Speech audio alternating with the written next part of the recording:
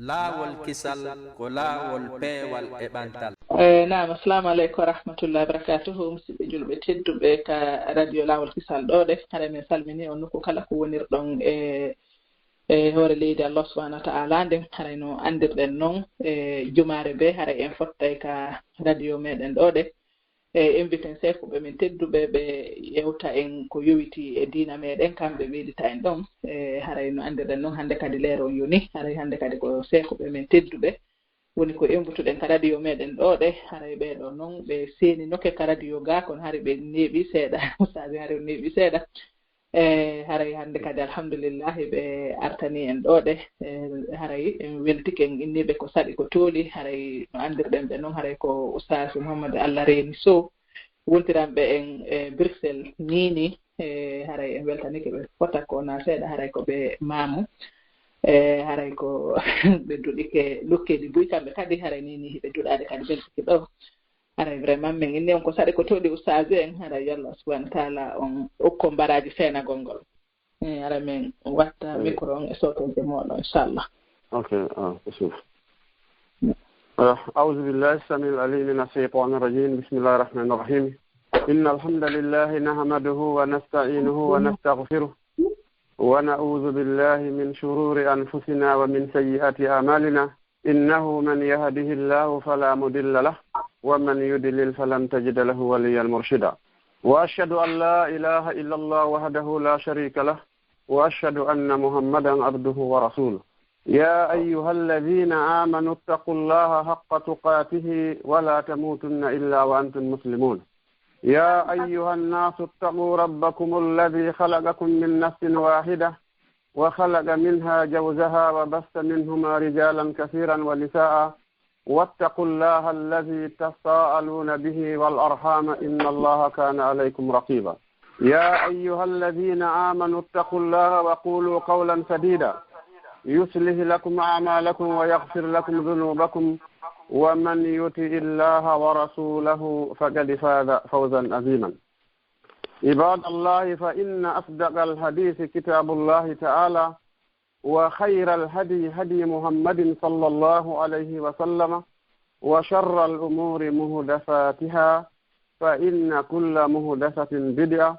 وكل بدعة دلالة وكل دلالة في النار أجارني الله وإياكم وسائر المؤمنين والمؤمنات من نار جهنم آمين آمين يا رب العالمين. عباد الله فإن موضوعنا اليوم إن شاء المقدر سوف يدور حول فضل طلب العلم. فضل طلب العلم ويليه فضائل قراءة القرآن. إن شاء الله تيهر تنغم برمتيا ويليه أيضا العمل بالعلم ويليه أيضا التواضع للمعلم الدعاء للمعلم والاعتراف بفضله وبالله التوفيق. هاراي مسيد جلب هاراي باوي يتدي الله سبحانه وتعالى دعنا دنولا دميد محمد صلى الله عليه وسلم. هاراي مدتورو الله سبحانه وتعالى وانو انن ونردن دوني وانو جنت توبه haray ɗo tori Allah subhanahu wa ta'ala yo Allah on hawtito hen gaɗa sirate o malna miɗo toro Allah subhanahu wa ta'ala ko adi mi fuɗɗade yewtere ko mon yewde ɗo kon an yaj'ala kulla kalimatin aquluha amama hadaratikum khalisatan liwajhi llahi alkarim kama as'aluhu jalla wa ula an yaj'alakum ayyuha almustami'una alkiram من الذين يستمعون القول فيتبعون أحسنه إنه ولي ذلك والقادر عليه. هراي مسيت جلبة هراي هندك أن هوتيك راديو الله والكسال دو هراي مدتوري الله سبحانه وتعالى كلا ورد جنتار دو يو الله ودم دول دو هرا كو منتران دم بكتوجي أنتنا دم درجاجي haram ɗo toro Allah subhanahu wa ta'ala kala konngol ngol mi towni mi wowliɗo yo taw hara ko fi Allah subhanahu wa ta'ala woni ko mi wowliri haray kam ɗo torono onon kadi heeɗiɓen kedduɓe yo taw hara ko on nani jaɓi Allah on arsika on kadi ƴetton ko moƴƴi ko gollitiron ko moƴƴa kon haray ƴetton bogoɗon to haray hannde e windande men ɗen inchallahu haray no yaha e fi moƴƴere fi ɗaɓɓugol gandal haray ɗum no yahi calɗi wano naymaɗi joyi haray no hikko ɗon kay moƴƴere kadi fi janngugol qur'an yen feƴƴi ɗon kay aroyen haray ko gollitirgol kadi ko janngi kon yen feƴƴoyi ɗon inchallah mukaddir si tawi hara tan on permetti en aren ɗon kadi hara ko newanagol kadi janno ɗon affawadu lil muallimi newanagol janno ɗon aroyen ɗon kay inchallahu du'anagol kanko karamakojo jannuɗo ma on e ɓirritagol wondema moƴƴere ko waɗanma ko haray ɗon anndi allah subhanahu wa ta'ala no daali hal yastawi alladina ya'lamuna walladina la ya'lamuna ene hara ɓen annduɓe ɓen ɓe annda no fota wallahi musidɓe julɓe fotata few annduɗo e mo annda fotata sabu nulaaɗo no maaki sallllahu alayhi wa sallama fa arifuni qabla an ta'buduni wa in lam ta'rifuni fa kayfa ta'buduni haray anndelan ko addi on rewde lan si on anndallan ko honno rewirtallan haray ala musidɓe julɓe si a anndaali allah subhanahu wa ta'ala ko honno o rewirte haray a wawata rewde go haray ɗen tori allah subhanahu wa ta'ala yon allah on artuko en gandal ko waweten rewirde allah subhanahu wa ta'ala o daali kadi e aya goo yarfa illahu alladina amanu minkum walladina utul ilma darajatin o waddi toujours utul ilma fi gandal ngal allah subhanahu wa ta'ala no ɓanta ɓen gonɗinɓe immorde e moɗon himo ɓanta ɓen kadi joomiraɓe gandal o ɓeydana ɓe darjaji haray ɗo holli en allah subhanahu wa ta'ala wan o daalir noon ko aya makko qur'ana himo ɓanta ɓen yimɓe gonɗinɓe immorde e moɗon inchallahu si feƴƴi ɗon kay o ɓanta ɓen joomiraɓe gandal o waɗana ɓe darjaji yilti kay o addi aya hikkitiɗo on innama yakhsha allahu min ibadihi l ulamau haray dey ande ko ɓurata hulde allah subhanahu wa ta'ala e jiyaɓe makko ɓen haray ko anduɓe ɓen ɗum ɗo holli tigi tigi ma on tigi janga si o jangal haray o wawata hulde allah subhanahu wa ta'ala sabu ko hulata allah ko on anduɗo ɓe inni wondema ko nanata si porto ñaaɗi ko nano france na ɗum haray wandata nulaaɗo meɗen kay muhammadu sallllahu alayhi wa sallam ɓe jokkitiɗon ɓe maaki kadi man arada dunya fa alayhi bil ilmi wa man arada al akhirata fa alayhi bil ilmi wa man aradahuma ma'an fa alayhi bil ilmi nulaaɗo meɗen sallllahu alayhi wa sallam ɓe maaki gooto wo gooto faalaɗo e meɗen aduna on no aduna on weeɓiranamo hara o waawa gollude no o faalira noon haray no fayimo janngugol haray ko yo janngu so janngal o wata heɓde few ɓe wii kadi mo faalama kadi heɓoygol laahara aduna on heɓa jannatul firdawsil ala on haray fa alayhi bil ilmi no fayimo ɗon kadi janngugol en allah ɗo on anndiɗo wondema si on tigi no faala aduna on yo moƴƴirmo ma o jannga si o faalama kadi laahara on kay yo moƴƴirmo ma o jannga kadi ɓe yiltiɓe sakkitoro ɓeyni wa man aradahuma ma'an alayhi bil ilmi mono faala ɗiɗo ɗiɗi kadi fo muɗum aduna o lahara o haray no fayimo janngugol en toriki allah subhanahu wa ta'ala yo allah newan en feere janngugol o inni gadi arafna anna talaba al ilmi faridatun ala kulli muslimin wa muslima joni en anndi janngugol ngol no moƴƴi nulaaɗo meɗen sallllahu alayhi wa sallam ɓe maaki wondema haray ɗaɓɓugol gandal ko farilla e bani adama julɗo woni julɗo gorko woni julɗo debbo joni noon so en anndi wondema ɗaɓɓugol gandal ko farilla e meɗen haray hiɗen fawi hiɗen duwa ɗaɓɓugol gandal ngal haa no heɓiren gandal hara kono ɓuri e moƴƴinde ɓe maaki wondema en anndi kay annal ilma yanqasimu ila qismain haray gandal ngal no waawi senditade e nokkeeli ɗiɗi al qismu l awalu al ilmu l kasbiyu al ismu thani al ilmul wahabiyu haray feccere arandere nden e gandal ngal ko ngal gandal ngal annduɗa ko ɓeynata kon al ilmul kasbiyu ko gandal ngal faggitaniɗa hoore ma wakkiliɗa ɗaɓɓuɗa soñjiɗa moƴƴa ɗaɓɓuɗa gandal ɗiɗaɓal ngal ɓe inni al ilmul wahabiyu ko gandal ngal allah subhanahu wa ta'ala okkuma hara ko o longima hara a janga e tun seeɗa wawa hara soñja wo ala e muɗum yiltino o inni wo amma al ilmu l kasbiyu فيكون تحصيله بالاجتهاد والمثابرة والمذاكرة haray gandal ngal andanɗa hoore ma ngal ko ngal wakkilotoɗa ɗaɓɓana hoore ma ngal ɗam ngal heɓora piiji ɗiɗi go'o on bil ijtihadi tinnagol moƴƴa janga e ɗiɗaɓum ɗum wal musabaratu wal muzakaratu ko ɗum woni duumagol e janngugol ngol e duumagol e rewisugol defte ɗen sa waɗi ɗum ɗo inchallahu allahu ɓeydante jannaga yilti o wi'oy noon wa amma al ilmu lwahabiyu fa tariqatuhu taqwallahi subhanahu wa ta'ala wal amalu salihu haray gandal ngal allah subhanahu wa ta'ala okkete ngal haray laawol ngal ɗon ngon ko heɓirgol ngal ko taqwallahi subhanahu wa ta'ala ko heɓugol kulol allah si o heɓi kulol allah o jokkina ɗon kadi wal amalu salihu golle moƴƴe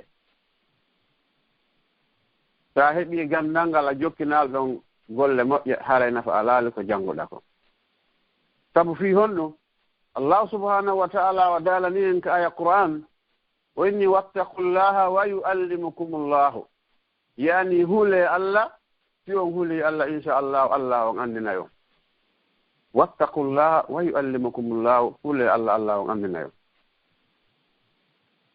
wa hadha al ilmu yusamma al ilmu alladhi al ilmu lludniyu o feccere ɗiɗa ɓeɗa ɗo no wiye ko ngal ɗo wiyete gandal ngal allah o okki allah addani en ayal qur'ana feede mum woni wa ataynahum min ladunna ilman min okkimo immorde ke amen immorde ke allah subhanahu wa ta'ala min okkimo gandal hada huwa al ilmu lludniyu gandal ngal allah subhanahu wa ta'ala okkuma ngal وهو العلم النافع الذي يهبه الله لمن يشاء من عباده المتقين kungal gandal ngal andanɗa hoorema allah subhanahu wa ta'ala no okka ommo yiɗi immorde e jiyaɓe makko hara kay ko jiyaɓe makko huloɓe allah subhanahu wa ta'ala ɓe par ce que o addani en aya qur'an on dow wattaqullah wa yuallimukumullah hule allah son huli allah subhanahu wa ta'ala on andina en ولهذا قال الإمام الشافعي رحمه الله ولو الإمام الشافعي وما كان waddi gimol kono woni sabungol gimol imam Shafi'i don andi ko adam marnoɗo hakkille yo jangi paasi goto nde wotere haray o hunjike donc so faala kay jillindirgol hunjagol ngol so jangino o paasi ɗo o paasi mo wayltayno ɗon ko yo waɗi jungo ngol ɗon hiwata gillonde hakke ko Allah subhanahu wa ta'ala okkimo hakkille ñandego imam Shafi'i rahimahullah ɓe jinda ɓe feƴƴa ɓe yahi ɓe tawi sonnajo tawi ma sonnaji on no itti ma coñci muɗum beleji ɗin no yaltiti seeɗa e nder feƴƴugol maɓɓe ngol ɓe leppiti ɗon ɓe yii beleji on ɗon sonnajo nden ñande ɓaɓe yahi ɓe hewtoyi ko karama ko maɓɓe ɓe jangi ɓe gergerete ɗen fof fi no ɓe hunjora tawi tigi tigi ne waaki karama ko maɓɓe inni wo ya Shafi'i e ko honno heɓuma hannde awa yeddi Allah subhanahu wa ta'ala ko ɗum haɗi hunjoɗa hannde o inni wo noon mi hunjaaki ɗum ɓe inni noon a waɗi goɗɗum ngo honɗum waɗɗa ɓe inni wondema harɓe naanen ko mi feƴƴata mi tawi sonnajo tawi belenji makko ɗin no yalti mi yeƴƴiti gite ande mi daari ɗon ɓe inni haa ko ɗum noon tigi haɗi hunjoɗa on say noon o addi gimol ngol o inni wo شكوت إلى وكيء سوء حفظي فأرشدني إلى ترك المعاصي وأخبرني بأن العلم نور ونور الله لا يهدى لآخر الله أكبر وإني وندم من ولتك esatugol hunjagol angol ka karamoko an tindinilan wondema yo mi accu waɗugol ko boni o andinilan kay wonde gandal ngal ko annora Allah on o junnata on non aade yedduɗon allahu akbar ndaare musidɓe julɓe ɗo goɗɗo ndaari beleñi goɗɗo himo feƴƴude sattanimo hunjagol jooni noon ko honno woniri fii meɗen hannde enen musidɓe julɓe en toriki Allah yo Allah subhanahu wa ta'ala on yaafo en qaala al imamu malik rahimahullahu imam malik ay maaki idha amilta bima alimta awrasaka allahu ilma ma lam ta'lam o inni si tawi tun hara a golliri gandal ko jannguɗa kon allahu subhanahu wa ta'ala o roninte gandal goo ngal a annda fi muɗum o okkorte gandal goo ngal annda fi muɗum ngal a annda fi muɗum haray en toriki allah subhanahu wa ta'ala yo allah faami en ko wonɗen janngode ko newnan feere fi janngugol si feƴƴiɗon nulaaɗo meɗen sallllahu alayhi wa sallam e maaki wondema ida arada allahu inzalu l azabi ala qawmin sami'a ta'alima sibyanihim alhikma rafa al azaba anhum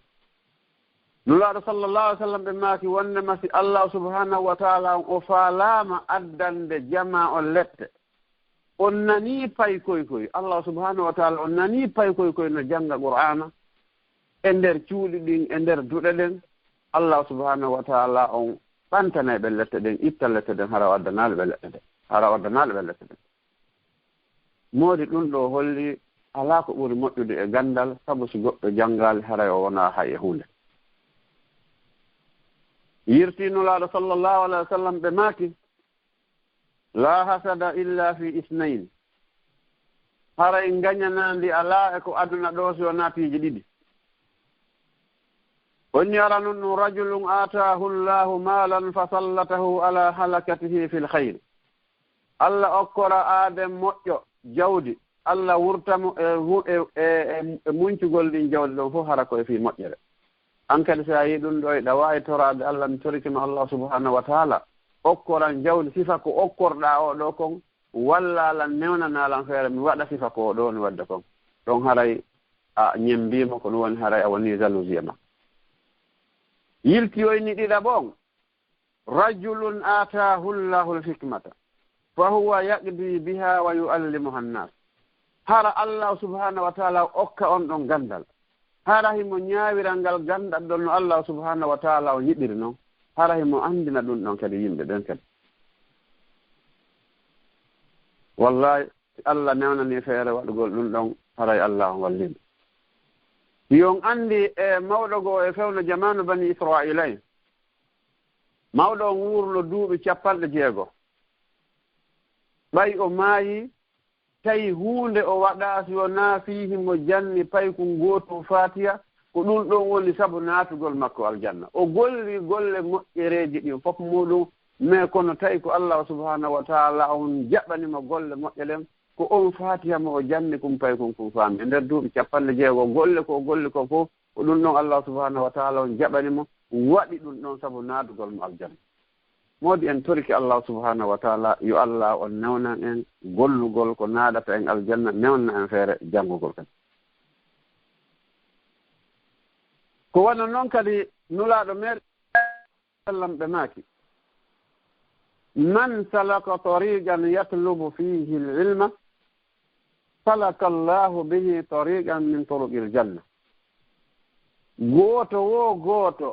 ɗaɓɓuɗo gandal on ɗaɓɓiyani o naati e laawol fii ɗaɓɓugol gandal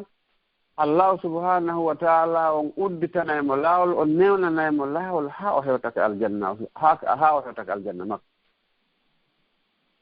wonni wa inna almalaikata la tadau ajnihataha li talibi l ilmi ridan lima yasnau haray malaikaɓe ɓen hiɓe waawi wallinde gabatti maɓɓe ɗin ɗaɓɓo gandal yaaɓa ɗon feƴƴa sa yahugol wo ko argol won nde sa ɓorike ka mayɗa yawde janngoygol oye gabatti malaika tippata haa hewtoyaka karmako en si a janngi a waawi ndeyɗe arta koye gabatti malaika tippata haa hewtika ka maɗa fi honɗum noon sabu ɓe welti ko wonɗa wadde kon woni wo wa inna al alima la yastagfiru lahu min man fi lsamawati wa man fi l ardi hatta alhitami fi jawfi lma'i wonni haray dey ɗaɓɓowo gandal ma gando haray no ɗaɓɓanamo haforanal no toranomo allah allahumma ahfir lahu allahumma arhamhu ɗen wonɓe ke asamanu fof o addi man fi lsamawati yon anndi man on kala so yaari haray ko lil aqili yani malaika kala ko nantata e malaika fof muɗum toon fof ɗum ɗon fof no toranomo Allah wa man fil ardi e kala konko woni ka leydi ɗum ɗon nayi e dammi e yimɓe fof muɗum e kala kullum fof fay kon ɗum ɗon fof no innanama allah mahfir lahu allahumma arhamhu o inni wowa hattal hitami fi jawfil maayi hay liƴƴi wonɗi ɗin ka nder ndiyan ɗin ɗo fof no toranomo Allah subhanahu wa ta'ala mi torikema Allah yawtangoɗo Allah moƴƴoyoɗo wa inna fadla al alima ala al abidi ka fadli al qamari laylata al badri ala sa'iri al kawakibi haray ɓural aaden gando e dow on rewowo no wayi wano ɓural lewru ñande 13 e dow koode ɗen enen fof eɗen anndi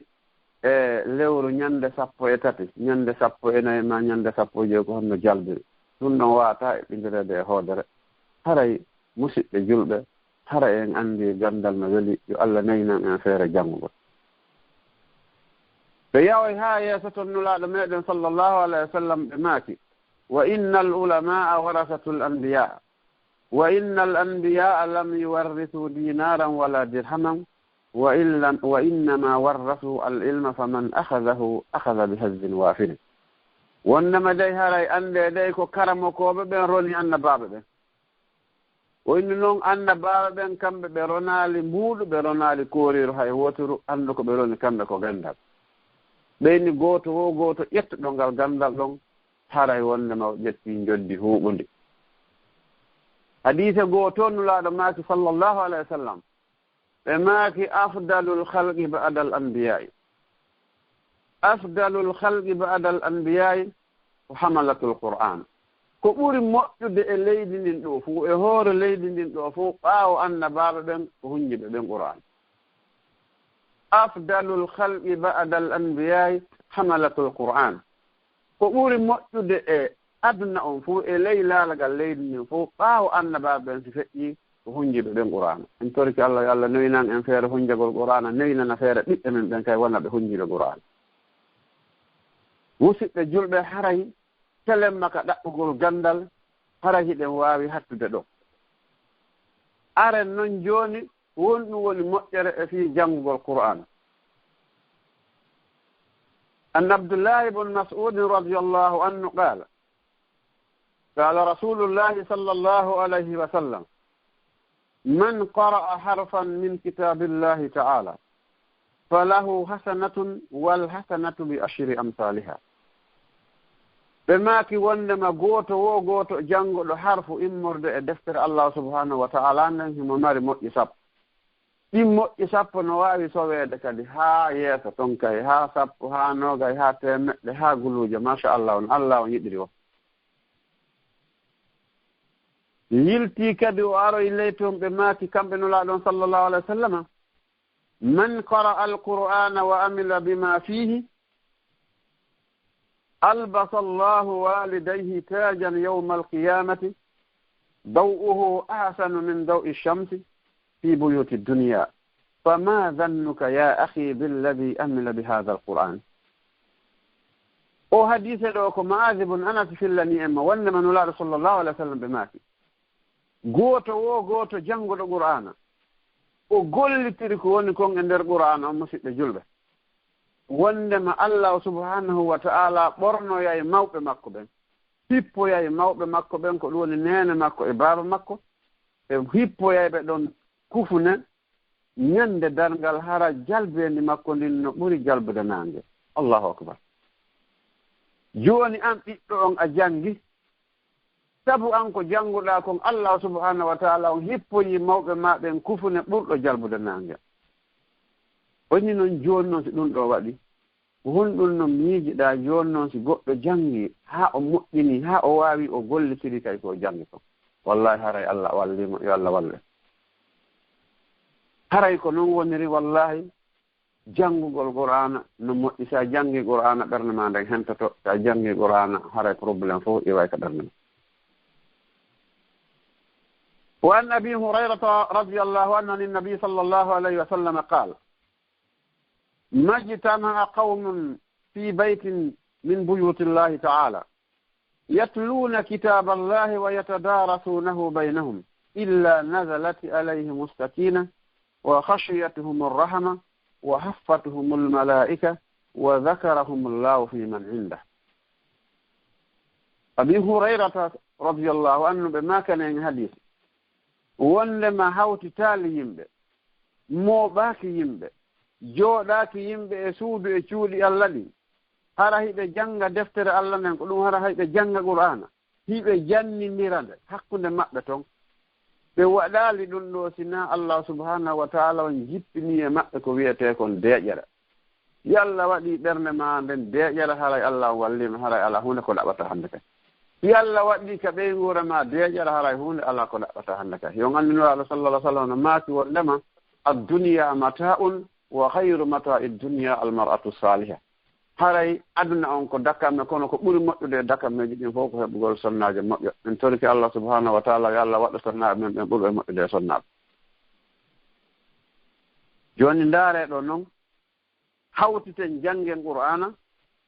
Allah subhanahu wa ta'ala on o jippina yurmende e meɗen o jippina deeƴere e meɗen kadi oyni malaika ɓen kadi fof muɗum ara huuɓita en ɗon kadi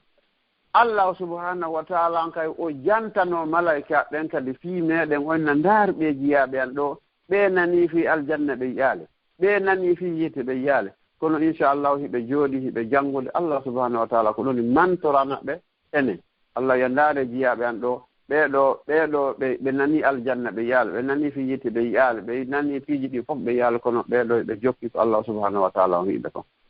hara en toriki Allah subhanahu wa ta'ala yo Allah arsuki en ko wiyete kon janngugol si en feƴƴi ɗon janngen hadise mo abi umamata radiyallahu anhu pillani en qaala o mak sami'tu rasulallahi sallallahu alayhi wa sallam yaqul اقرأوا القرآن فإنه يأتي يوم القيامة شفيعا لأصحابه هرأي دي جنگ قرآن هرأي أن جنگ القرآن أرنين هرأي يند درنغال حركون تفنى عند الجمهور يوم عندي حديث قولنا وانما في هوتو يناتو يقول الجنة ko embere no jangirɗa o ko noon la jarirde escalier ji ɗi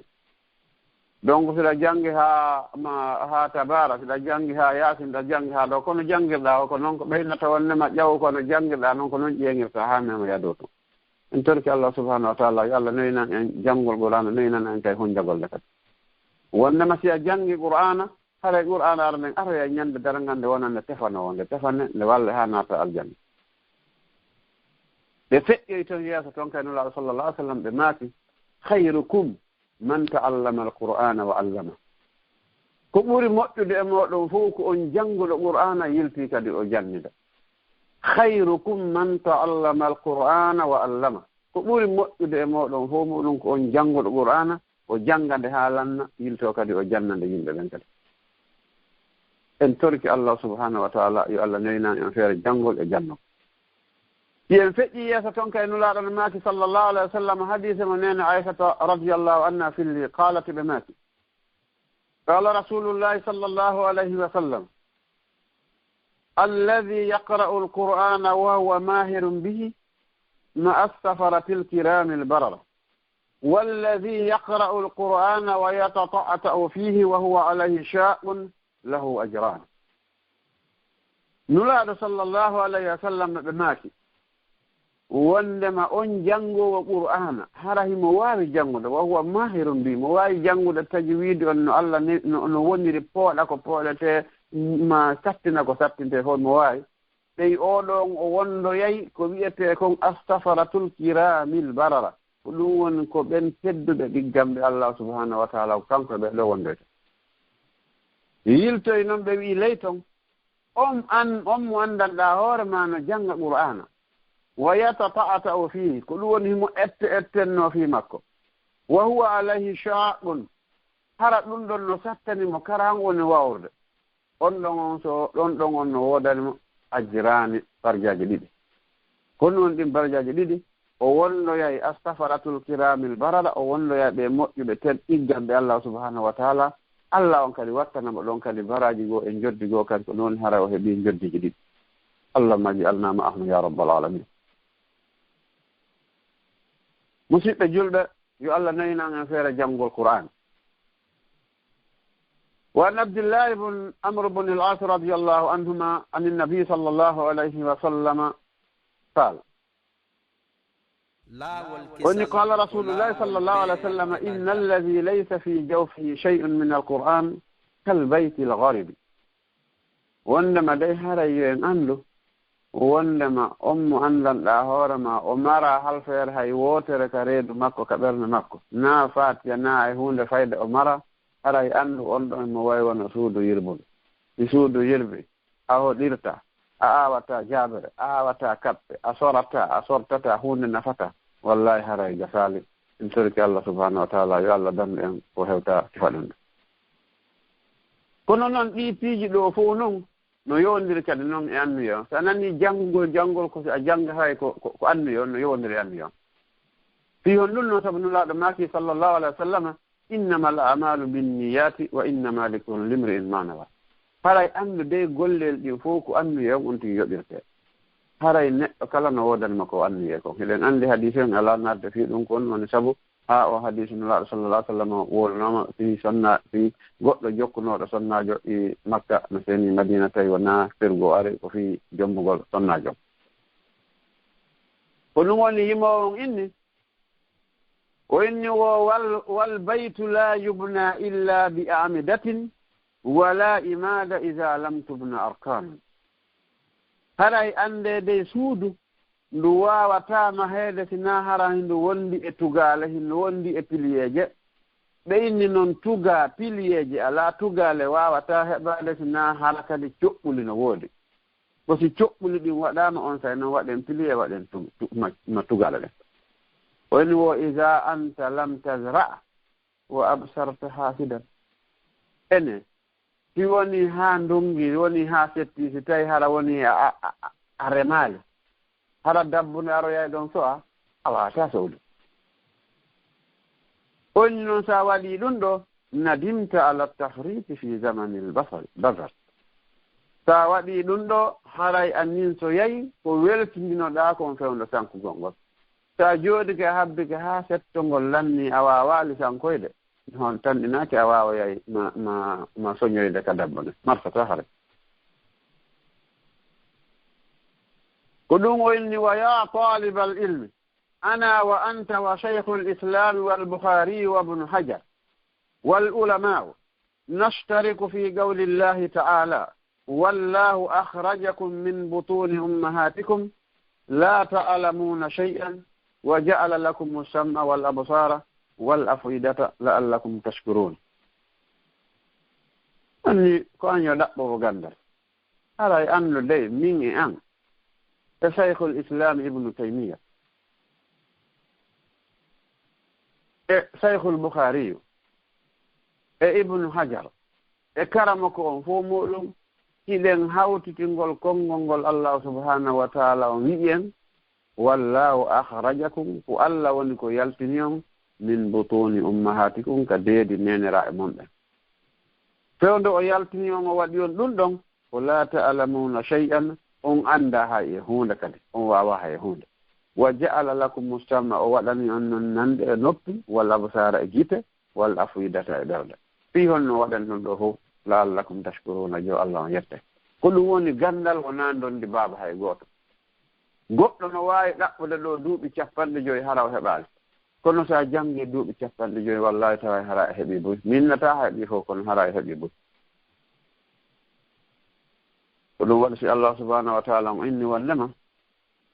wallahu akhrajakum min butuni ummahatikum allah yaltini on ka deeni ninira e mon ɓen tawi on annda hay e hunde o waɗani on nande o waɗani on gite o waɗani on ɓernde fii honno yo onon on yetta allah subhanahu wa taala on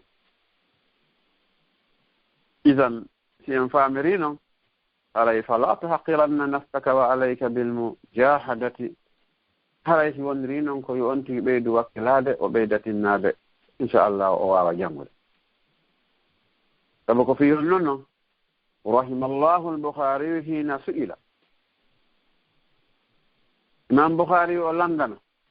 ɓenni ma dawa un nisyani ya bukhariyu honno woni lekki yejjitugol si a janngi an bukhariyu kanko imam bukhari o maaki wondema ko mudawamatu nazri fil kutubi haray ko duumagol rewisugol defte ɗen ko duumagol ndaarugol defte ɗen sa duumike a ndaari defte ɗen ko ɗum woni haray a wawata yejjitude ko janngoɗa yiltoy nongo wi ɓaawa toon wala shakka anna tarka almaasi min a'zami al asbabi allati tu'inu ala alhifdi haray andu dey am musidɗo bani adama mo faalaka yejjitude haray andude wonnema sikki ala wonnema ko accugol ko boni konko ɗum ɗon ɓuri mawnude e sababuji wallayde ɗin fof fi aaden hunjagol e fi taw o yejjita ko ɗum waɗi o filliti kay wonni imam Shafi'i kadi maati shakawtu ila waki'i su'i hifdi fa arsalani ila tarki al-ma'asi andi wano mi woliri noon nane ka fuɗɗode imam Shafi'i rahimahullah ɓay woni sattanima hunjagol ngol ɗon andi en feƴƴino noon ala yiltara ɗum noon ko o wi'i wondema haray de mi yahi mi wullitike ko karamo ko an o innilan wondema a waɗi bone o inni wondema haray yiltita tuuba o inni wondema way bien sûr mi yahi mi ndaari on ɗon sonnajo haray ko ɗum noon sattanilan hunjagol ngol hande inchallah haray Allah wallima o tuubi o rutti Allah ɓeydanimo hakkillade ko ɗum imam Bukhari landa ko ɗum woni ma ñaw ko ɗum woni lekki yejjitugol on koye wondema ko duumagol janngugol defte ɗen kañum noon e accugol kadi waɗugol gedde ɗin sabu ɗin ɗon wawa waltude on tigi hara o yejjitaali inchallahu so en feƴƴi ɗon hara en janngiɗo joni ko wiyete ko joni fadlu talabil ilmi wa fadailu qira'atul Qur'an joni aren e toɓɓere tataɓere nen aren adamul amali bil ilmi joni noon jannga ha lanna e ronka gollirde gandal ma ngal haray ɗon gasi ka gasali haray ko ɗum wiyete haray gasali woni adamul ilmi adamul amali bil ilmi adamul amali bil ilmi sababun min asbabi muhqi barakatil ilmi si woni goɗɗo bani adama o jangi o wawali gollitirde gandal makko ngal ɗum ɗon wona e sabu meheede barke gandal makko ngal fof Allah itta barke e ko jangi kon fof muɗum hara kala ko janguno yejjita fe muɗum sabu honɗum o wooli mo jangude goɗɗum himo wadde goɗɗum ata'muruna an-nasa bil birri wa tansawna anfusakum wa antum tatluna al-kitaba afala ta'qiluna e on yamira yimɓe ɓen yoɓe gollu ko moƴƴi ɗon janngude deftere Allah nde gonno wala wadde ɗum no e on hakkilta koni haqqile ko ɗum woni Allah subhanahu wa ta'ala o ŋiñi aade wowɗo ni o inni wondema kabura maqtan inda Allahi an taqulu ma la taf'aluna haray mawni hutare nden nde andanɗa hoore mum hiɗon wowla ko on wawata wadde ko ɓuri kanude bani adama fof ko tuma o wowli hunde tawa waɗali hunde de ko ɓuri moƴƴude fof ko bani adama ko taw hara si o wowli o hunnay si on haldi hara o waɗay ko halduɗon kon sappiwo won donki sattude o ko sabu ɗum wonni o inni wo walida kana salafu aharasu nnasi ala al amali bima ya'lamuna hari ardiɓe men ɓen ko ɗum woni as-salafu salihu ɓeeɗo ko ɓeeɗo ɓurno rerɗude e gollirgol ko ɓe anndi kon radiyallahu abdullah ibn mas'ud hina yaqul kana ar-rajulu minna idha ta'allama 10 ayatin lam yujawizhunna hatta ya'rifa ma'anihinna wal amala bihinna abdullah ibn mas'ud radiyallahu anhu o inni wondema laatinoke gorko e amen si o anndininoke si o janngino ayaje 10 o wawata feƴƴude ɗen ayaje 10 ɗon haa tuma o anndi woni firo majje tigi o gollitira ɗe kadi haa o annda o gollitiriɗo on say noon so fe musidɓe julɓe si en ndaari ɗum ɗo hannde en ndaari fiyakeji men ɗin hannde en annday ko honno ɗum woni ɓeeɗo si ɓe janngino ayaje 10 ɓe feƴƴatano haa ɓe faama ɗen ayaje 10 ɓe gollitira ɗe kay si ɓe feƴƴa jooni sa gerdini haa lanni qur'an o hara goɗɗo waawa waɗindema hara wonaa ko qur'an o wii kon haray ko ɓuri moƴƴude e gikkinagol fof ko gikkinagol hara ko hulugol qur'an hara ko gikku qur'an o moƴƴi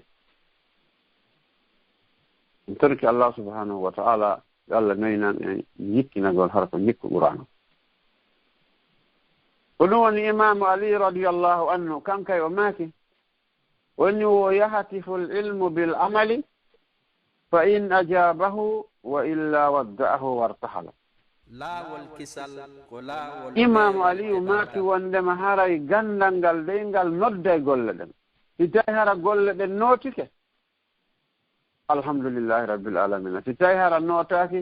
غندانغال accay don woni golleɗen huccita ha few haray gasal sabu si a jangi a gollitiral haray marsal few oyni fi hon ɗum noon li anna al ilma wal amala qarinani imma an yajtami'a wa imma an yatafarraga gandal e gollitirgol gandal ngal ko hiɓɓondir ɗum ma ɗiɗo ɗiɗi ɗi moɓonira ɗi hawtita jo e joom muɗum o janga o gollitira ko o jangi kon ma ɗi serta ko ɗum woni o janga o ronka gollitide ko o jangi kon haray ɗon bone ari janga ha lanna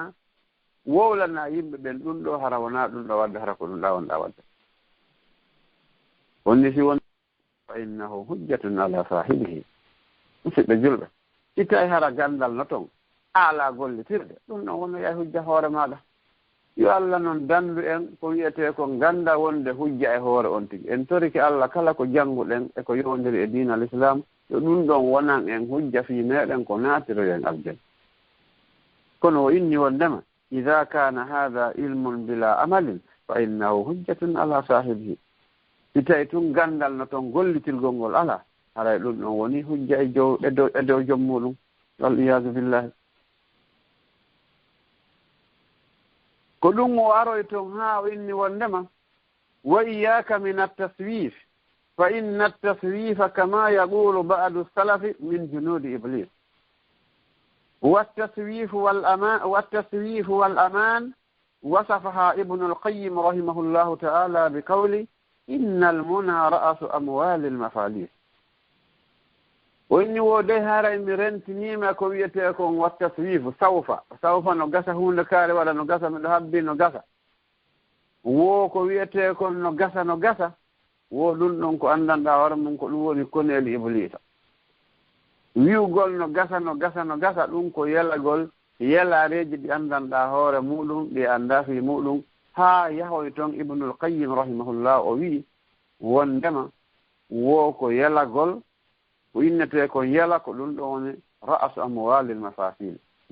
mafalis ɗum woni hoore jawle fasɗi yankon fof ko wiyete kon yela inchallahu faɓɓi janngo mi yaha en waɗa ɗum ɗo faɓɓiti janngo mi yaha en waɗa ɗum ɗa mi gara mi heɓa ndu suulda mi gara mi heɓa o teranɗa mi waɗira ɗum ɗo yejjita fiji ɗin fof muɗum onni wa taswif an ya'mala al abdu an yaqdiya dhalika al amru fa ada hinin min umrihi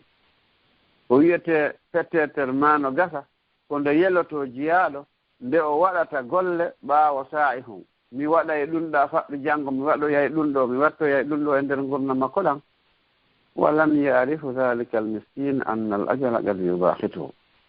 o musidɗo andaali wondema ko ko woni yalaade ho waɗa e ɗum ɗo waɗa e ɗum ɗo lajjal no waawi arde mo nannga mo ɗon ko maaya ɗon hara ko nannguno kon hunde mon gasaade haray musidɓe julɓe haray koye ɓeydu wattande hille walidaka sabu ɗum ma ajmala ma qala sha'ir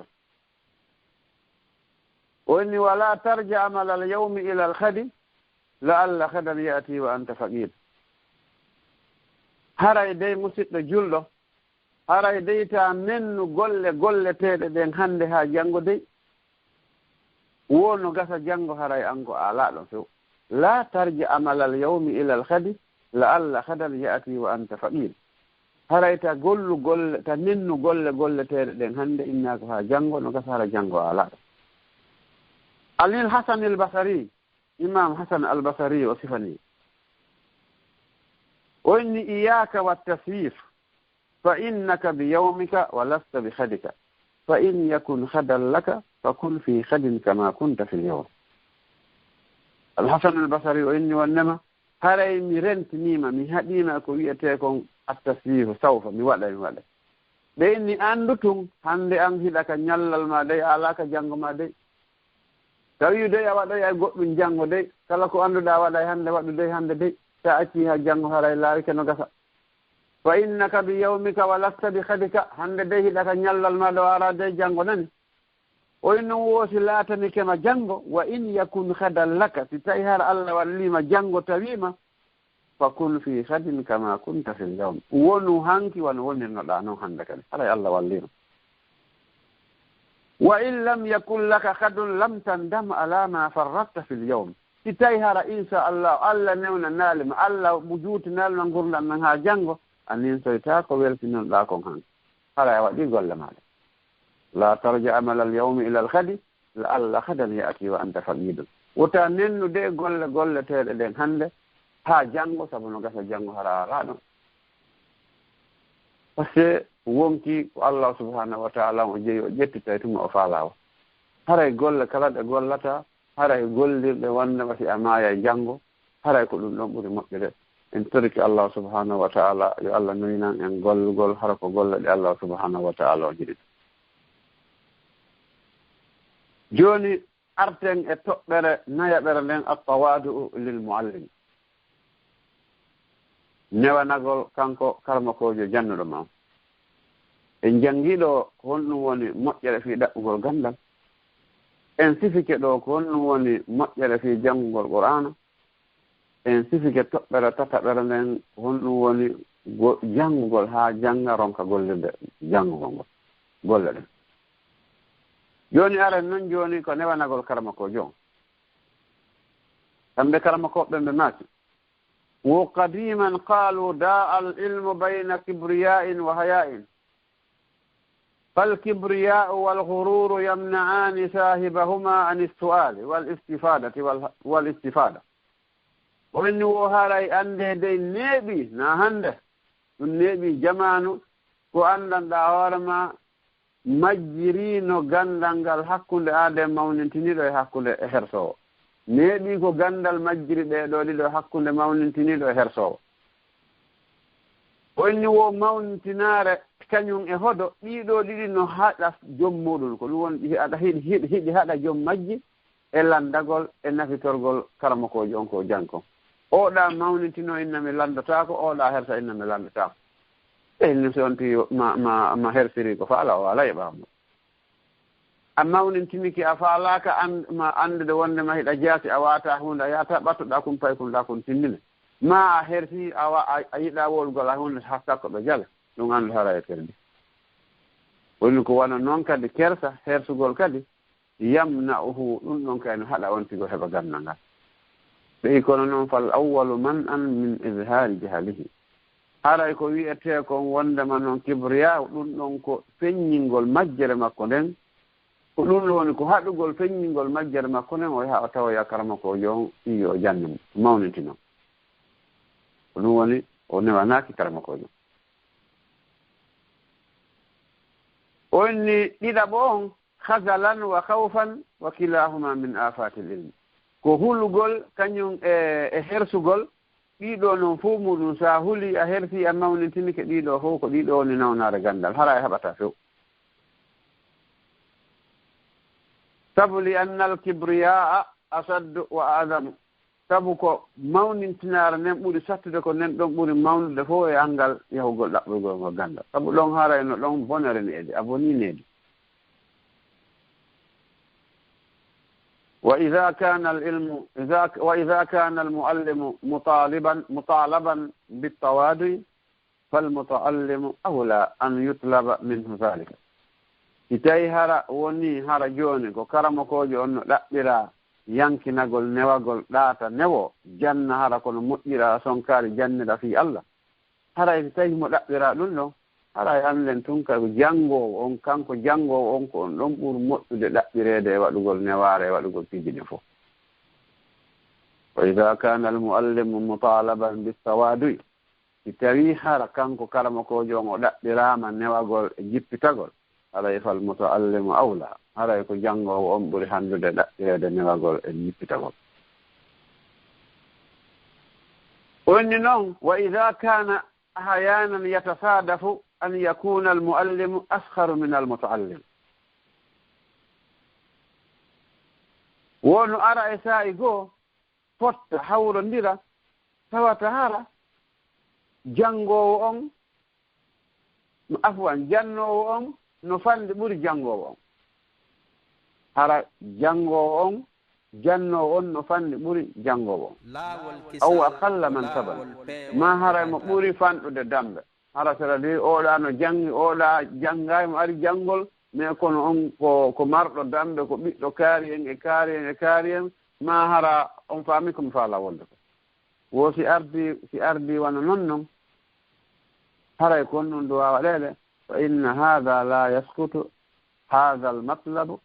haray ɗum ɗon si woniri noon kadi haray ɗum ɗon kadi toujours kanko janngowo on himo duwa ɗaɓɓirde kadi jannowo on kadi bippa waadoyi yankinagol e jippitagol kadi malgré mo ɓuri oɗa dambe mo heccimo mo waɗi fiji ɗi fof kala mo ɗaɓɓira kadi jippitagol newagol kadi fino heɓira o faala kono jumno sabu ɗum wayni wondema al ilmu harbun lil fata al mutaali kastayli harbun lil makani al aali wonni wo gandal ɗum ɗon ko dogay ɗum sagata mawnintiniɗo gandal si a woni mawnintiniɗo gandal ngal dogay fe ko sa heɓata to wono wayi wanoti waame ɗum ɗon kay ko dogay ɗum nokkure towde sa si ndiyan ari ko ndiyan ko neeɓi arde fellode wata to ari wo ko lewon yuppade al ilmu harbun lil fata al mutaali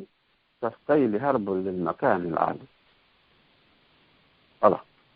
ko ɗum woni yaqulu abou hamid al khazali rahimahullah woni wo fala yanbaghi li talibi al ilmi an yatakabbara ala al muallim wa min takabburihi ala al muallim an yastankifa al istifadata oɗo ceernojo o maaki wondema haanana janngowo nde o mawnintinato e hoore jannowo mo on wono jeeya noon e mawnintinare makko nden kanko janngowo on e dow jannowo on nde o mawnintinoto o nefinoto inna wondema o janngata e junngoɗo haray ɗum noon Allah on wallimo fe haray ko ɗum woni haray bonni few yo Allah danden ko sooɗi haray si tawi hara kanko karamakojo on himo ɓurma hay siɗa ɓuri mo piiji ɗin fof ko yawwonaka ley koyɗe makko jannga ɗon o tindina ɗon haray ko noon marsi fa yajibu ala talibi l ilmi alhirsu ala almudakarati haray noon no waɗɗi kala janngowo kadi haray rerɗugol e waɗugol ko wiyete ko révision janngugol moƴƴa ndaara defte ɗen sabu so waɗaali ɗum ɗon haray marsal fihon ɗum noon fa inna al insana urdatun linnisyan haray bani adama fof no weeɓitani yejjitugol yonti jokkale hunde so jokkale hunde feere ala o yejjite ko ɗum o wonni wondema al ilmu saydun wal kitabatu qayduhu qayyid suyuduka bil hibali l wasiga wondema gandal ko mbañateeri wonon wondema windu gongol ko ɗum ɗon woni kaɓɓe ɗin gandal ko mbañateeri gandal ko ɗum woni ko waañugol ko ɗum ɗon woni jawre nden haray windu gongol ko ɗum ɗon woni kaɓɓe jawre nden ko ɗum woni so a nangi jawre a haɓɓalde a humalde nande fuutatamo ko ɗum woni wondema qayyid suyuduka bil hibali l wasiga haray dey haɓɓir ɓoggi maɗin haɓɓir jawre ma nden haɗa ko ɓoggi yeɗɗuɗi ina ɗon haray masala fa min alhamaqati an tafida khazalatan wa tatrukuha bayna alkhalaiqi taliqatan no jeeya e komo yaagal nde wañata ha hendeɗa jawre accande hakkunde tage fo accitira ni ka borura ɗon ɗum haray andi affaire liɗe sa nangi lingin ha lanña ƴettiki a feɗɗike ko nder ndiyam tanni ɗon tun haray ɗon lanni si feƴƴi ɗon aren wa min suwari tawadu il mutaallimina ma suyufin toujours ko newanagol toujours jannowo wonno jeeya e mbaadiji newanagol kamɓe jangoɓe ɓen e karamakoɓe maɓɓe ɓen wa tadalluluhum li ajli l ifadati minhu fi honno fi jippitanagolɓe sabu nafoora ko ɓe woni jundeɓe kon wonni ma jaa fi sirati attabi'ina aljalili umar bnu qaysi radiallahu anhu wonni wo kana ida ata arrajulu min ahli lilmi jasa ala rukbatayhi ثم يقول علمني مما علمك الله يتأول قوله تعالى ألا أن تعلمني مما علمت رشدا kanko o sahabajo ɗo o maaki wondema ko maaketeɗo Umar ibn Qais wonni wondema si o arino wondema janngugol e joomiraawo gandal o ƴetta no koppi makko ɗin o jicco o inna wondema mi torikema jamnan ko Allah jannuma ko o attora ko Allah subhanahu wa ta'ala wino kon ka suratu kahfi to ala an tu'allimani mimma ullimta rushda ani jannan ko Allah jannuma ko ran torikema janni o ɗum woni o wiyeteɗo Sa'id ibn Zubayr rahimahullah mo mantayno e sayhuɓe makko ɓe moƴƴe on Ibn Abbas en ko wona ɗum ɗon fof mo andani imo irritaniɓe wonnama ɓeeɗo fof no ɓuri mo himo faaleteno hay mawlugol salaji maɓɓe ɗin si woni ɓe janninomo haa ɓe lanndi hara imo faaleteno mawlugol salaji maɓɓe ɗin hakke ko yiɗi ɓe ko ɗum o wenni walaw adna li la qabbaltu ra'sahu o ni wo tawno o dungani lalan tum mi nunnoton hoore makko ɓen ari yeeso ɗon kay wa min fawadi Sufyan ath-Thawri rahimahullah wa itirafi li sayfi Sufyan ath-Thawri oɗo kadi ko irritaniɗo kankadi ceernojo makko on wonnama ceernojo on no nafi mo no wallatimo moƴƴo wa min tawadi Sufyan ath-Thawri rahimahullah wa itirafi li sayfi الإمام عمر بن قيس رحمه الله بالفضل في تعليمه وتوجيهه وصبره على ذلك يمقيرتني أولو وندما أولو نفيم أولو جنيم أولو فيوتنيم وكلا مؤيرج ونتني فومون ما قاله عمر بن قيس وإنه هو الذي أدبني وعلمني قراءة القرآن وعلمني الفرائض وإنك أو تشرنو جانك أو كرمك أنجني لن جنغ القرآن o andini lan kala ko wiyete fara'id ko ɗum woni kala ko yowndiri e fiɓmu ko honno goɗɗo juulirta ko honno goɗɗo waɗata ɗum ɗo fof o andini ɗum ɗo fof no jeeya e newanagol karmakojo on tigi on ɗaɓɓa barki par ce que ɓenni wondema ko ɓuri fande wo ko ɓuri fande si tawi hara no wondi e barki haray Allah subhanahu wa ta'ala no waɗa barki e ɗum ɗon haray Allah walli on tigi ok aren ɗo noon joni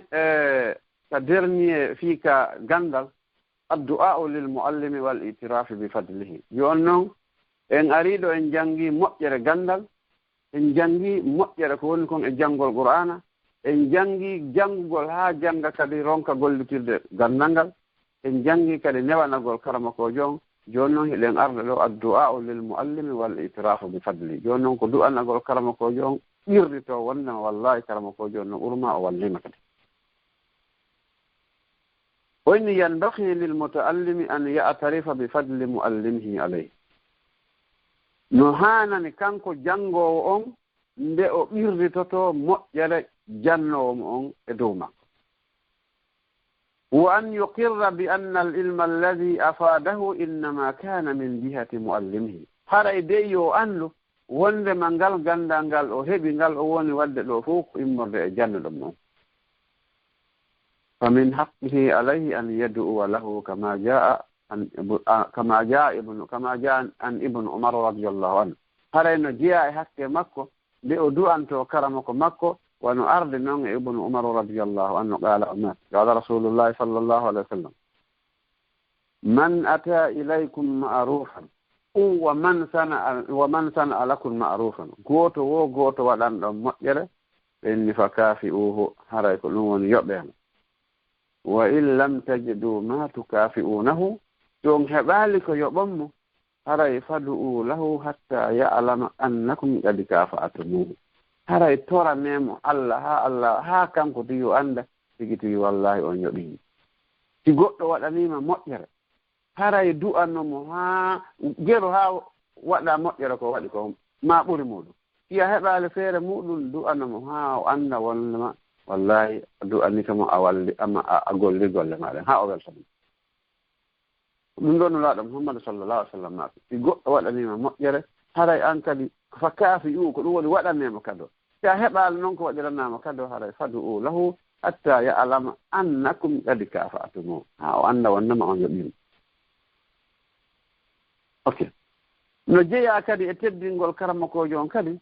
de on tigi moƴƴinta needi ni wonnude e karama ko muɗum o yetta Allah subhanahu wa ta'ala on newi nanɗomo on haa o heɓi on jannowomo ittamo e majjere makko nden o wurnetamo e mayde makko nden ko ɗum woni wa yuho yihi min mawti hari mo maayono ɓay o jannga yon noon ɓay o janngi Allah subhanahu wa taala on wurnima sabu gannanga laawol kisal ko laawol peewal haray ko ɗum waɗi no jeeya e mbaadiji du'anogol karama ko mum ɗin ko ari kon an Yahya bun Sa'id e oɗo sahabaji o maaki ana adu'ullaha lishafa'i jante moƴƴade musidɗo wondema mimmiɗo du'ano imam Shafi'i wa akhussuhu bihi mi hertinanamo kadi du'a on kadi wa minha no jeeya e ɗin du'awuji ɗi o wowlayno fi muɗum o inni wondema mi toriki Allah subhanahu wa ta'ala ma o addoy toon ha o inni wondema ma bittu mundu 30 sana illa wa ana ad'u lishafi'i wa astaghfiru lahu o inni o waalaaki heɓi duuɓi 50 ina hara o du'anto karamako makko imam Shafi'i o toranomo Allah subhanahu wa ta'ala yo Allah o yawtan musidɓe julɓe haray de en torondiri nulaaɗo no maaki sallallahu alayhi wa sallam man allamaka ba'an fa huwa abuka fi ddin kala andinɗomo hara ko ba'uhu gootum haray on ɗon woni baaba ma ka nder diine haray ta en mawnintino haray wakkiloɗen janngen sabu si en janngaali haray ko ɗum woni ga'ma ko ɗum woni mawɓe men wiyata si on tii janngaali haray janngaali yo Allah dandu en haray ko ɗum ɗo marnoɗen ko yewten kala ko yowndiri ngol e fii janngugol e fii ganndal haray inchallahu ɓa haray tan hunkun no luttuɗi en seeɗa haray en yewta e ɗon kadi Allah subhanahu wa ta'ala on ko ɗum woni fadlullahi subhanahu wa ta'ala wa afuwihi ala ibadihi yewten ɗo ko hikkiti ɗon kon ko moƴƴere nde Allah subhanahu wa ta'ala jogani jiyaaɓe makko ɓen kañum e ko o yawtanta kon jiyaaɓe makko ɓen kanko Allah subhanahu wa ta'ala onni wa min karamillahi azza wa jalla wa afwi ala ibadihi no jeeya e moƴƴere Allah e teddugol Allah e ko yawtata kon jiyaaɓe makko ɓen ɗi piiji ɗi wonɗe jantade fingol ɗo onni alhaqqu tabaraka wa ta'ala a'ta li nafsihi sifatan min sifatihi waqtarana li nafsihi 3 sifati Allah subhanahu wa ta'ala no mari sifaji ɗuuɗuɗi kono yetti toon sifaji 3 ɗiɗo o hertinani ɗi hoore makko waqtarana li nafsihi 3 sifati o waɗi ɗiɗo sifaji 3 ɗiɗo o inni ɗiɗo no bakkodiri e makko ko noon ɗin sifaji ko al-ghafuru e al-ghaffar wa ghafir ɗiɗo 3 al-ghafuru al-ghaffar wa ghafir woni wa rubbama yas'alu sa'ilu anna li ha'ula'i 3 ma'ana wahida ibadallah no gasa en fof en sikkay wondema ma si landotoɗo landike en innay wondema ɗiɗo al-ghafuru al-ghaffar wa ghafir ɗiɗo fof ko firo gooto walakin ibadallahi la haray naaɗi firo gooto ما دام الله عز وجل سمى نفسه بالغفور وقرنها ب5 صفات أو 6 دون الله سبحانه وتعالى ودومك ويي هور ماكو كانكو كو حفرانو الغفور كو حفرانو وجوكندير دون وقرنها ب5 صفات أو 6 وجوكندير دون دي جوي ما دي جيغو وين غفور شكور وعفو شكور وغفور رحيم وغفور حليم وعزيز غفور إيدو جوي ما إيدو جيغو فو نجوكو وين إيدو فو سانداري إيدو أتوي ندرتو نسرت سيدا إيدو فو وين هو أما الغفار يندو إيدو الغفور الغفار وغافر وأما الغفار صفته من الغفور دونك إذن واويد نغوتو كنو ذكرت في القرآن الكريم 73 مرة لا بتشفن جيد تتي جنتامك الغفور الغفور الغفور تشفن جيد تتي القرآن نار وأما صفة الغفار فلم تذكر في القرآن الكريم إلا 4 مرات oɗo on o jantaka qur'ana si wona nokkeli nayi 4 marratin nokkeli nayi wa inni la ghaffarun minha wa inni la ghaffarun liman taba wa amana wa amila salihan ɗiɗo fof no yehi toon ɗiɗo nayi woni ko jantaka qur'an haɗay dey min komi hafaranowo min komi hafaranowo woni ɗiɗi woni wa minha ghafir yande wino dow to wondema ko al-ghafuru al-ghaffaru wa ghafir joni o yi tataɓon ko al-ghafir woni al-ghafir wa lam tudhkar fi al-qur'an al-karim illa marratan wahida ghafir on o jantaka ka qur'anare si wonande wotere ghafiri zambi wa qabili tawbi shadidi al-iqabi dhi tawli ko hafarano bakkatu ko jabbo tuubu biye ko sattuɗo lette dhi tawli ko jon dokkal yaajungal ghafiri ko fayda ko fi ghafiri wonne ɗaɓtude ghafiri zambi oɗo wa lam tudkar fi al-qur'an al-karim illa marra wahida sinande wotere musidɗo julo taban as-sa'ilu yas'alu limadha lamɗo ɗe wiyen ko fi hon ɗum holnum Allah waɗani ɗum ɗo wonni aqulu laka ya abdi Allah subhanahu wa ta'ala mo yetaden wonni ko año jiyaɗo wonni wo sifatul ghafuri ko wiyete kon hon woni sifa ko wiyete kon al-ghafur wonni ma'anaha annahu yaghfiru as-sagha'ira min ad-dunub kala ko ari ka qur'ana hara ko ghafurun haray annu ko bakkatuji kewɗi ɗin wona yaafede fimoɗum bakkatuji kewɗi ɗin ma'anaha annahu no Allah subhanahu wa ta'ala yaghfiru as-sagha'ira min ad-dunubi haray ko junubi kewɗi ɗin woni hafarande on tisi ghafurun ari ɗum non woni go woni wa amma al-ghaffar fa yaghfiru al-kaba'ira min adh-dhunub kala ko al-ghaffar ari haray anden ɗon kay ko junubi ɓurɗi mawde ɗin wona yaafede fimol al-ghaffar fa yaghfiru al-kaba'ira min adh-dhunub haray ko junubi mawɗi wona yaafade fimol tataɓo woni wa amma al-ghafir ghafir on fa huwa alladhi yakhruju min al-kufri ila al-iman kala ko ari ka qur'ana Allah wi ko ghafir haray fa huwa alladhi yakhruju min al-kufri ila al-iman ko wi ka keferu on naati ka gonɗingol fa huwa alladhi yubaddilu Allahu sayyi'atihi hasanatin ko on ɗon Allah subhanahu wa ta'ala wattitantamo kala bonɗiɗi fof muɗum wattanamo waɗade moƴƴiri ɗon Allah addata ghafir on fa huwa alladhi yakhruju min al-kufri ila al-iman fa huwa alladhi yubaddilu Allahu sayyi'atihi hasanat haray ko ɗum ɗo ni différence e ɗeɗo ayaje tati ɗe jannguɗe te yawoy ha toon lantoɗen limaga ko fi hon ɗum Allah waɗani ɗum ɗo fof kadi joni ɗa hafara e bakkatuji kewɗin ɗa hafarana e bakkatuji mamɗin ɗa ko on yaltowo e kefaraga yaha e liman Allah o yima ɗon kadi ɓawo addo inni wonnema fa huwa alladhi yakhruju min al-kufri ila al-iman fa huwa alladhi yubaddilu Allahu sayyi'ati hasanatin falidha qala fa inni ghaffarun liman taba wat-tawbatu la takunu illa min al-kaba'ir innama katubu biya annuko bakkatuji mawlidi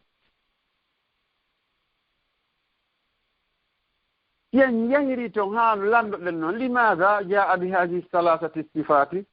wonnum Allah subhanahu wa ta'ala on addirani ɗi sifaji ɗo tati al-ghafuru al-ghaffar wa ghafir ko fi honnum jentode moƴƴa musidɗo wallahi Allah subhanahu wa ta'ala on ko hafarawo bakkatuji ko hafarano en bakkatuji wonni Allahu qala laka ya abdi Allah subhanahu wa ta'ala wa innama woni woli annaka ya abdi tartaqi fi ma'siyati amma siɗɗo ji an jiyangel an hiɗa ƴawgol tun hiɗa ƴawa tun e fi yeddugol wa ana artaqi fi maghfiratika min miɗo ƴawa tun fi hafrangol fa in kunta zaluman kuntu laka abdi ghafuran o addi ɗon ghafuran musidɗo julɓe si tawi hara noon a ƴawi haa a woni tooñuɗo a woni ma waɗɗo ma bakkatuuji fa in kunta zaluman so a woni noon jooni tooñuɗo kuntu laka abdi gafuran on saye min mi wonante hafaranoono min allah subhanahu wa taala o addiɗon noon gafuuro noon jooni laawol kisal ko laawol o inni toon fa in irtaqayta fi ma'asiyatin fa kunta zallaman kuntu laka abdi gafaran o addi noon gafar musidɗo jul o inni wosi tawi kadi am jiyangelam a ƴawi toon kay a yahi e yeddugollam haa a yeddi toon haa a woni toon zallaman ko ɗum woni bakkondinɗo heewɗo bakkatuuji allah subhanahu wa taala o inni wonnema kuntu laka abdi gafaran on sayi noon mi wonani on sayi haforantooma ɗin bakkatuuji ɗon fof jooni o addi gafaran on jooni noon woni alkabairu min addunub woni ɗiɗi o inni fa in irtaqayta ila haddi lkufri fi lmasiyati fa kunta zaliman kuntu laka abdi gafiran o addi noon gafiron ka derni musidɗo julɗo oni an jiyangel woosi tawi hara noon jooni a ƴawi a yahi haa e hattirde keeferagal e yeddugol allah a woni noon tooñuɗo few jooni noon allah subhanahu wa taala o wima on say noon ya abdi jiyangel kuntu laka abdi gafiran o addi noon gafiri jambe gaabili tawɓe sadidil e faadi hittawle mi wona hafranono on say oni ya abdi an jiyangel an la tawi as min rawhillah o tawa taƴode e yurmede allah men fa innahu la yay'as min rawhillahi illa alqawmu alkafirun taƴota ko yurmede allah subhanahu wa taala men sinaɗo yimɓe fasani yilti o addanu en ko aya qur'ana to kayo allah subhanahu wa taala o daala ya ayyuha alladhina asrafu ala anfusihim la taqnatu min rahmatillahi inna allaha yaghfiru dhunuba jami'an haray dey ko onon yo yimɓe kantimɓe bonkiyi fantimɓe pankareji haray dey so on taƴo yurmede allah subhanahu wa taala nden allah on haforanayi jiyaɗo bakkatuji makko ɗin fof no ɗi fotiri noon joni noon si en ari haa ɗo en ndaari allah subhanahu wa taala on ko haforano bakkatuji kono noon haray sarti on no toon sarti on ko woni toon wala tamutunna wota on maayo dey illa wa antum muslimun sina hara ko on julɓe sino wowlede ɗo allah subhanahu wa taala on haforana e bakkatu o waɗa e ɗum ɗo e ɗum ɗo e ɗum ɗo kono noon ko si tawi hara ko julɗo dey wala tamutunna dey ta on maayo dey illa wa antum muslimun sina hara ko on julɓe annabiyu sallllahu alayhi wa sallam yaqul wala tamutanna ahadukum illa wa huwa yuhsinu dhanna billahi ayi wota goɗɗo ko sattani goɗɗo e moɗon ho goɗɗo wota o maawi de sina hara himo jikki allah jikke moƴƴe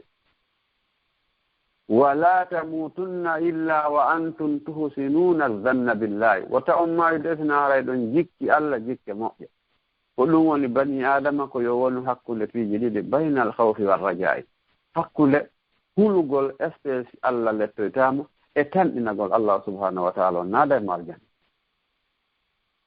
en toriki allah subhanahu wa taala yo allah arsuke en arsikeji gollangol allah subhanahu wa taala ko naadira en aljanna o hafarana en bakkatuji men ɗi haray musidɓe julɓe haray mi sakkitora hadise goto mo nulaɗo maaki sallllahu alayhi wa sallam darniren jonde nden ɗon nulaɗo maaki sallllahu alayhi wa sallam ida kana yawmu alqiyama yub'athu rajulu fa tasqulu mawazinu sayyiatihi musidɓe jentoɗe moƴƴa nulaɗo maaki sallllahu alayhi wa sallam ñande dargal goɗɗo immintinte o immintinama ha o lanni peese ɗen fof peese fa tasqulu mawazinu sayyiatihi bonɗi makko ɗin peesa fa yu'maru ila nnari fa yu'maru wa yu'khadhu ila nnari allah subhanahu wa taala o yamira malaika ɓen malaikatul azabe hara yoɓe ƴettugo ɓe naɓama ka yiide jahannam walamma akhadatuhu malaikatul azabe ɓayno woni malaikaɓe lette ɓen ɓe ƴettimo فجعل الرجل يلتفت شمالا ويمينا وشمالا on kanko o gorko mo yeƴƴito nano e ñaamo heɓe pooɗude mo yeƴƴitaade mo pooɗude heɓe pooɗude mo yeƴƴitaade ba Allah subhanahu wa ta'ala yii ɗum ɗo o inni rudduhu wa radduhu addemo ga on sa ɓe addimo Allah subhanahu wa ta'ala on darni ɗo jiyangal ngel o inni ya abdi kon yo jiyangal هل عملت حسنة في الدنيا ولم تجده ها هنا ene musidɗo e an jiyangela a gollino ɗo golle moƴƴe ko aduna a ari ɗo a ronki tawde ɗum ɗo hande qala la ya rabbi oni o dey Allah mi gollal fof komi gollali komi tawal ɗo kadi few mi gollali hay e hunde Allah subhanahu wa ta'ala inhi oni oke oni hal ra'aita sayyi'atan fi mizanika sayyi'ati wa lam ta'malha fi dunya ene giyangela a golla a yii ɗo golle bonɗe ɗi a gollano ko aduna ɗen no woni sabu teddingol sikeli ma bonɗon on tawi on ndaɗo enni la ya rabbi ɗum noon kadi waɗali am Allah subhanahu wa ta'ala Allah subhanahu wa ta'ala landima limadha yaltafitu shimalan yaminan wa shimal ko mi wonɗa yeƴƴitade non joni a gollali golle moƴƴe ɗe ronkuɗa tawde ɗo golle bonɗe kadi e fawaka ɗo ɗe ronkuɗa gollude holno wonɗa yeƴƴitade ɗo ndaaralan ɗo yurmiti noon fi honno jente moƴƴa ndaaron ko bani ko jaabi ko ɗum waɗi sunnulaaɗo sallallah alih w sallam maaki wala tamutanna ahadukum illa wa huwa yuhsinu dhanna billah ta goɗɗo e moɗon nde maawi so na tawa hara himo jikki Allah jikke moƴƴe ay Allah o landike mo ɗiɗo fof honɗum kanko o jaabi o inni ma kana hadha dhanni fika ya rabbi ma kana hadha dhanni fika ya rabbi ma kana hadha dhanni fika ya rabbi Allah wona ɗum ɗo de mi sikkirnoma ayi Allah de na ɗum ɗo mi sikkirnoma Allah de wona ɗum ɗo mi sikkirnoma Allah subhanahu wa ta'ala on yurmamo Allah wi'i malaika ɓen farudduhu ila aljannati ɓe ƴettimo ɓe naɗimo ko aljanna Allahu akbar ndareɗo maayugol harano tan inni Allah subhanahu wa ta'ala on yaafata oɗo o maayi o gollal hay hunde e moƴƴere ko bolɗi tun o boli kono ɓahaare tun himo jikki Allah moƴƴoto e makko inchallahu Allah subhanahu wa ta'ala on yaafimo haray musidɓe julɓe haray ɓaanoyo en junno yewtere inchallahu haray hiɗen hattude ɗo hannde haray wa qulu ma tasma'una astaghfirullah li wa lakum fastaghfiruhu innahu huwal ghafurur rahim haray miɗo tori Allah subhanahu wa ta'ala haray kala konngol komi wowli ɗo ko hawroniri e sawab haray ko min Allah subhanahu wa ta'ala kala haray komi falji toon haray fa minni wa min ash-shaytani haray miɗo tori Allah subhanahu wa ta'ala yo yaafon haray miɗo torano onon kay Allah subhanahu wa ta'ala onon heɗiɓɓen kay Allah on waɗu on hara ko nandi jaɓi haray wa qulu ma tasma'una wassalamu aleykum wa rahmatullahi ta'ala wa barakatuh eyi min weltani fota ko wona seeɗa aren tori ko Allah subhanahu wa ta'ala yalla yoɓu on ko moƴƴude waɗan joddindingal janna e Allah waɗan ɗum bandake mo ñande woni jawde e ɓiɗɗo nafata amin weltori yewtere nden fota yo Allah subhanahu wa ta'ala waɗu men nana e ɓe suba ko ɓuuri moƴƴude kon hutora ɗum amina ya rabbi amin gasi joni hara en ndindi so Allah jaɓi nan Allah julɓe tedduɓe aray ko ɗo bayana men woni hattude haray oustage en makko no haray question et réponse ala hannde inchallah eyi haray en weltanike ɓe fota ko wona seeɗa hara inchallah joni habboto question et réponse on ha yontere hannde si joni yontere hannde jaaɓi inchallah oustage en haray e ɗomin salmina ɓe guure nden fof haray albarka moɗon boy yo Allah yoɓon ko ɓuuri e moƴƴude albarka haray ɗo amin albarka moɗon jeeya ayo jarama assalamu aleykum namnene gotoɓe tedduɓe musidɓe julɓe haray ko ɗo woni ko wonɗen hattude ni taw inchallahu haray inchallahu sase makko no ɓe waɗata question réponse hannde donc haray yontere hannde kadi aray ɗen wonde sehuɓe men ga bi isnillahi haray inchallahu ɗen wawi waɗoyde question et réponse yontere hannde inchallahu haray wijjitali kala bayana feƴƴuɗo ɗo de haray on tawtay on ɗon ka YouTube lawol kisal aran wijjitali kadi ka Facebook lawol kisal e ka lawol kisal fi sonnaɓe hisuɓe e ka du'iɓe hisuɓe haray fof muɗum ko saɗi ko toolimoɗo nokku kala ko hikkorɗon en turki Allah subhanahu wa ta'ala yo Allah hisi en hisina ɓengure men nden hirsina julɗo kala ko hikkore hoore leydi ndin hisina leydi men ndin kadi yo Allah dandu en guere ka leydi meɗen kadi yo Allah subhanahu wa ta'ala on ɓuttinan en leydi ndin e addana en ko lanɗo tawa no yurme no andi Allah subhanahu wa ta'ala on hutorayɗo dina kan hara kala wonay hara mo bonna hulaka meɗen ton kadi hara yo Allah subhanahu wa ta'ala suɗɗo kala mo tawi no ɓuuri moƴƴude waɗana en inchallah haray koyen goto musidɓe julɓe tedduɓe hara yo Allah subhanahu wa ta'ala on okku en walugol e jaam assalamu aleykum wa rahmatullahi wa barakatuh. laawol kisal ko laawol peewal e ɓantal